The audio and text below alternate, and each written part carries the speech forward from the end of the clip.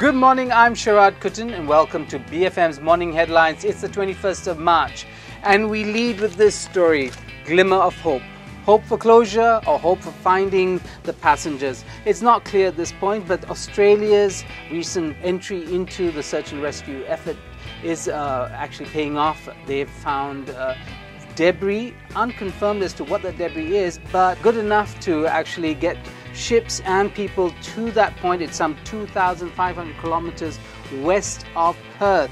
It's difficult waters. The New Straits Times says it is the most credible lead so far, and because we've had many leads, many false leads, and everybody, the families, the stakeholders, the country, the army, the government, everybody would like to see some closure to this case. Now, the question remains, is it MH370? And if it isn't, the search will continue. For how long and how intense, we don't know.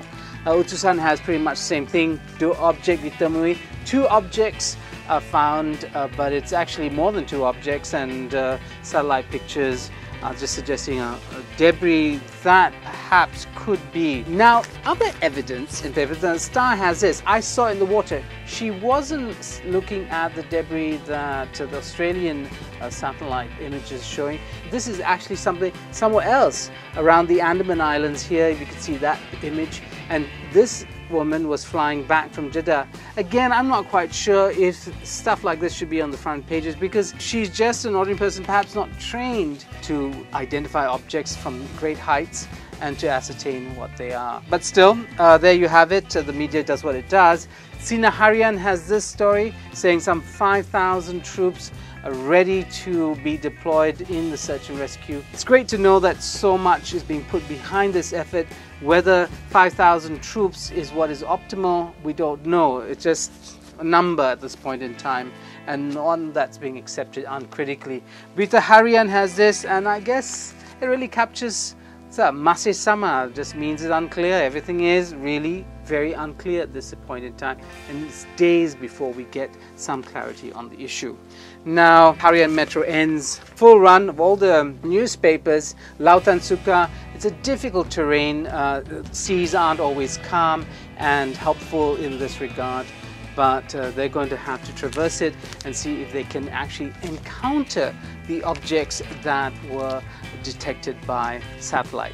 Now, of course, there are other issues in the media, and one of them is the Kajang by-elections. The Kajang by-elections, crucial to understanding the politics of Selangor as it moves forward, no matter who wins. If MCA wins, it's a boost to their fortunes. Clearly, it's a barometer. Balan Moses, in this piece in The Sun, actually very interesting comment piece that I would recommend anybody read, suggesting that Chume Fan, the candidate for MCA and Barisan Nasional, is a sacrificial lamb. She's there to test the waters of support from the Chinese community for the MCA. Many more interesting politics that Balan surfaces in that piece. The other issue, of course, is rain and our water crisis. If you remember, you've probably been experiencing it, heavy downpours every day of the week, but is it going to the place it's most needed, in our reservoirs? That's not clear.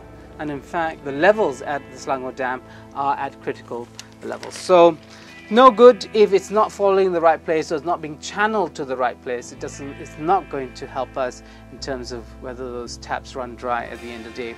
Now, also in the news, SPM results, and if you actually look at some of the front pages, those happy children, happy parents, in fact make an appearance on the margins. There you have happy parents. These are parents of kids with sight problems. There are 2 sisters here, and this young man all have problems and done very well in their SPM. But it's been noted that the grades for math have come down, so the Ministry of Education is going to look into that. Also, Future Music Festival, many remain in hospital. And lastly, Malaysia remains for the 4th consecutive year on the US State Department's Tier 2 watch list for human trafficking. That's not good, because what it means is that the country has showed no evidence of fighting this scourge. So, not good news for Malaysia on all counts, and that's how we're going to end the week. But before that, the word of the week. And the word for the week is samar. Samar, which means things are not clear. Thank you very much. I hope things clear up over the weekend for you and for me. That's all I have for you on BFM's Morning Headlines. I'm Sharaad, Kuttan, BFM 89.9.